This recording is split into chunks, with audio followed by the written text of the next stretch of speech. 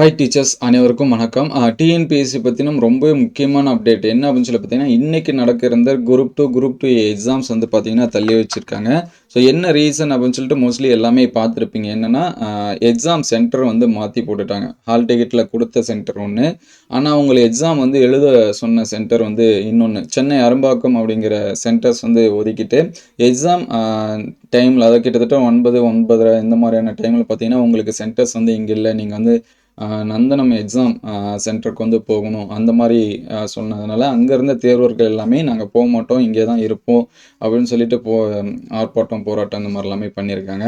So அதனால் தற்போது பார்த்தீங்கன்னா குரூப் டூ எக்ஸாம்ஸ் வந்து ஒத்தி வச்சுருக்காங்க. தமிழ்நாடு முழுவதும் இன்று நடைபெற இருந்த டிஎன்பிஎஸ்சி குரூப் டூ முதன்மை தேர்வர்கள் வந்து தள்ளி வைப்பு அப்படின்னு சொல்லியிருக்காங்க. இதுக்கு என்ன ரீசன் அப்படின்னா, சென்னை அரும்பாக்கம் நந்தனம் தேர்வு மையங்களில் குளறுபடி ஏற்பட்டதாக புகார் எழுந்திருந்தது. தேர்வு நடைபெறும் புதிய தேதி பின்னர் அறிவிக்கப்படும் அப்படின்னு சொல்லிட்டு டிஎன்பிஎஸ்சி தகவல் சொல்லியிருக்காங்க. ஸோ நியூ டேட் வந்து அப்டேட் பண்ணாங்கன்னா உடனே நம்ம வந்து அப்டேட் பண்ணுவோம். ஸோ தற்போதைக்கு பார்த்தீங்கன்னா குரூப் டூ எக்ஸாம்ஸ் வந்து என்ன பண்ணி வச்சுருக்காங்க அப்படின்னா தள்ளி வச்சுருக்காங்க. தேங்க்யூ.